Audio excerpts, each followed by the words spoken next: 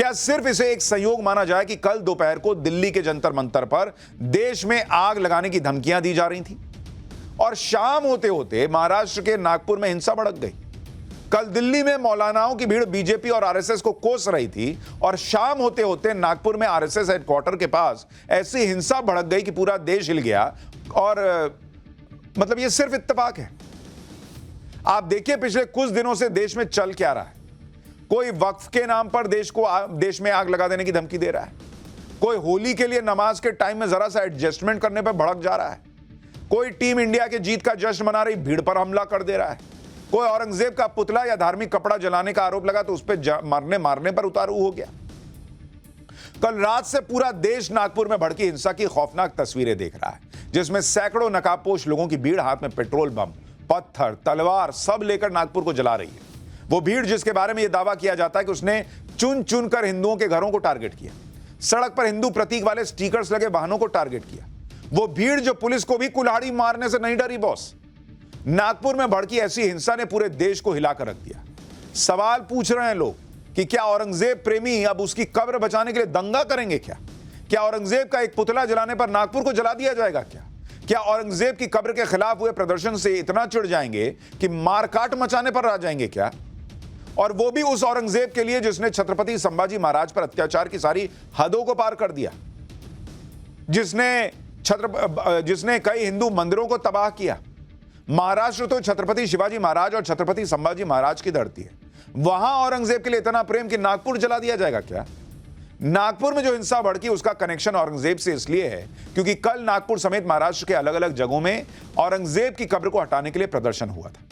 नागपुर में भी विश्व हिंदू परिषद और बजरंग दल के कार्यकर्ताओं ने प्रदर्शन किया।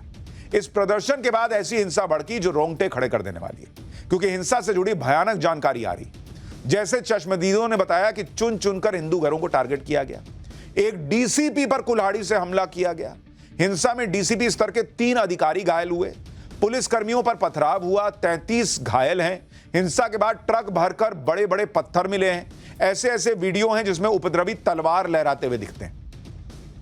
नागपुर में क्या क्या हुआ, सीसीटीवी में कौन से चेहरे हिंसा करते दिख गए, एक वीडियो ने कैसे नागपुर में आग लगा दी, नागपुर में कैसे इतने पत्थर, पेट्रोल बम, तलवारें आ गईं, क्या सारी हिंसा प्री प्लान थी, नागपुर हिंसा के बाद सीएम योगी की चर्चा क्यों हो रही है, ये सब आपको बताऊंगा। महाराष्ट्र के नागपुर में कल जो भी हुआ वो हैरान करने वाला है, क्योंकि नागपुर में इस तरह की घटनाएं पहले शायद ही कभी हुई और इसी वजह से सवाल खड़ा हो रहा है कि क्या नागपुर में पहले से प्लानिंग करके यह हमला हुआ।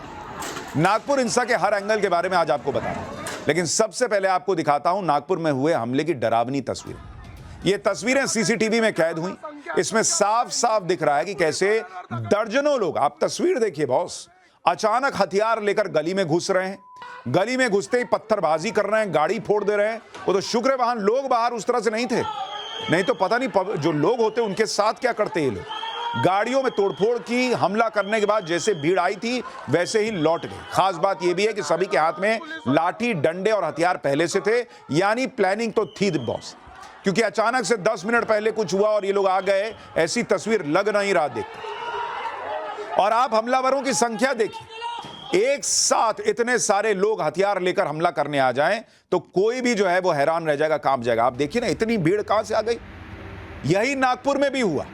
इन चेहरों को आप देखिए, बिना किसी डर के हमला कर रहे हैं, तोड़फोड़ कर रहे हैं, जैसे सोच के आए हों कि जो सामने आएगा उसे तोड़ा जाएगा, उसमें बताएंगे कि क्या करना है। सबसे डरावनी बात यह है कि हमलावर जो हथियार लेकर आए थे वो बेहद खतरनाक हथियार थे। नागपुर की सड़कों पर खुलेआम तलवार लहराई गई। आप देखिए तस्वीर, हाथों में तलवार लिए दंगाई जो सामने दिख रहा था उस पर हमला कर रहे हैं। आप खुद सोचिए कि अगर अचानक भड़की हिंसा होती तो क्या इस तरह के हथियार लेकर कोई आता? भाई प्लानिंग होगी, हथियार जुटाए गए, लोगों को कहा गया हथियार ले लेकर आओ, तभी ना आए होंगे।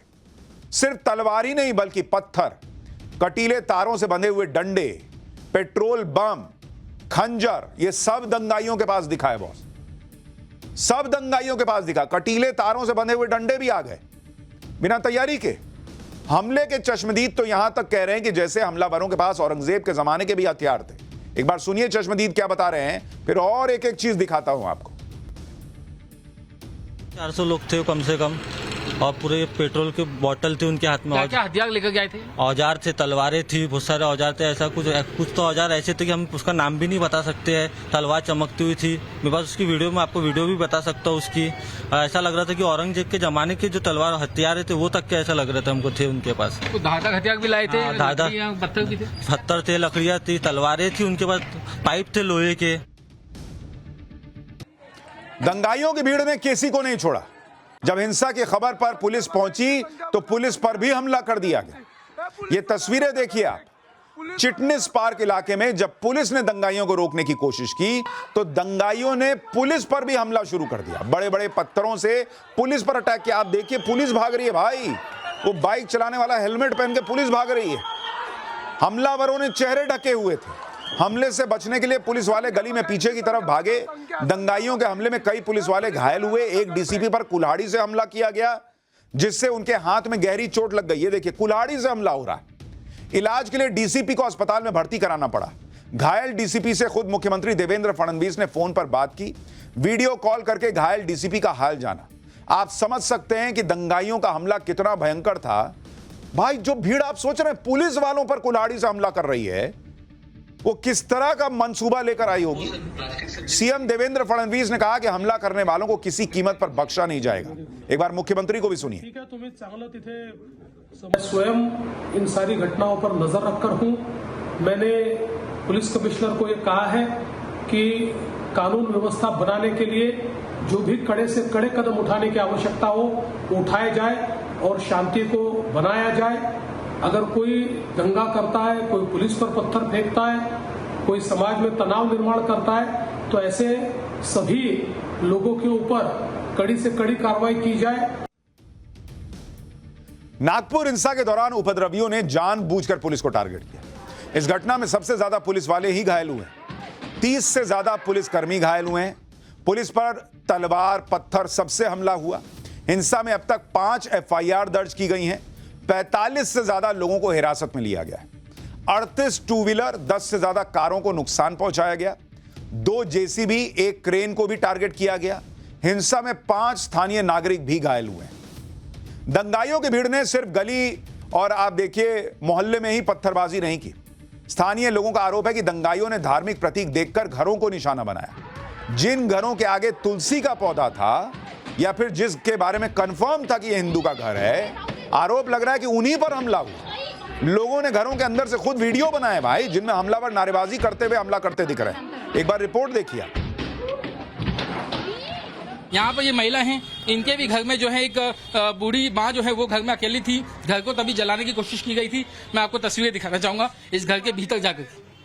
तो ये देखिए तस्वीर, यहाँ पर ये देखिए इस घर को जलाने की कोशिश की गई। यहाँ पे जो राख है वो अब तक यहाँ पर दिखाई दे रही है। ऊपर चढ़कर के भी दिखाऊंगा कि निशाना जो है वो कैसे बनाया गया, वो भी मैं आपको दिखाता हूँ। ये तस्वीर देखिए यहाँ पर, ये देखिए यहाँ पर कैसे इनका ये घर है। इन्होंने पहले देखा कि यहाँ पर मूर्तियां हैं, उसके बाद में इस घर को निशाना बनाया गया। पत्थर जो है आपको यहाँ पर दिखाई देंगे। यहाँ पर टूटे हुए जो शीशे हैं वो आपको यहाँ पर दिखाई देंगे। और ये देखिए यहाँ पर ठीक सड़क से सटा हुआ ये इलाका है, ये मकान है, इसलिए ये देखिए शीशा जो है यहाँ पर ये तोड़ दिया गया। पत्थर जो है वो यहाँ पर फेंके गए। एक पत्थर का टुकड़ा यहाँ पर आपको दिखाई देगा। यहाँ पर देखिए शीशे, उसके टुकड़े, ये पत्थर। दंगाइयों ने बॉस गली, मोहल्ले, सड़क और बाजार तक को अपना निशाना बनाया। ये तस्वीरें गवाही दे रही हैं कि किस तरह से दंगाइयों ने बेखौफ होकर हंगामा किया, तोड़फोड़ की। बीच सड़क पर खड़ी बाइक्स को तोड़ा, उनमें आग लगा दी, जैसे ये रोज का काम हो, हमला करना और फिर भाग जाना। रात में हुई हिंसा के सारे निशान सुबह होने पर दिखाई दिए। चारों तरफ बर्बादी थी, जली हुई गाड़ियां, टूटी हुई गाड़ियां दिख रही थी। आप सोचिए पब्लिक पर क्या बीती होगी बॉस, जो लोग घरों में रहे होंगे। मान लीजिए आपको कोई अफवाह उड़ी, आपको गुस्सा आ गया, तो जिन पर हमला कर रहे हैं, जिनके घर पे पत्थर फेंक रहे हैं, जिनके जलाना चाह रहे हैं, उन लोगों का क्या दोष बॉस? वो तो अपने घर में बैठे हैं। आप एक बार ग्राउंड रिपोर्ट देखिए, फिर आपको आगे की बात बताता हूं।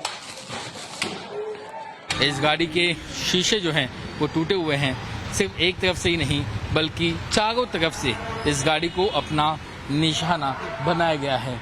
वहीं दूसरी तरफ मैं आपको ये एक क्रेन दिखाऊंगा, एक जेसीबी मशीन, जिसे आगजनी की गई और इसे आग के हवाले कर दिया गया। ये देखिए ये पूरी मशीन जो है, पूरी जेसीबी मशीन जो क्रेन है, ये जल करके खाक हो चुकी है। और इसका खाक, इसकी जो राख है वो अब तक यहाँ पर पड़ी हुई है। तो ये तस्वीर है नागपुर के महल इलाके की, चिटनेस पार्क की, जहाँ पर आग जनी हुई। नागपुर हिंसा पूर्व नियोजित साजिश थी, इसके कई वीडियो सबूत भी मौजूद हैं। जैसे आप ये वीडियो देखिए, एक मिनी ट्रक में पत्थर ही पत्थर मिले और ये तो वो पत्थर हैं जो ट्रक में भरे गए।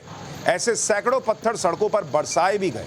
इसलिए सवाल उठ रहा है कि ये पत्थर अचानक कहां से आ गए। और बात सिर्फ नागपुर हिंसा की नहीं है, अब तो देश में ये एक तरह का पैटर्न बनता जा रहा है।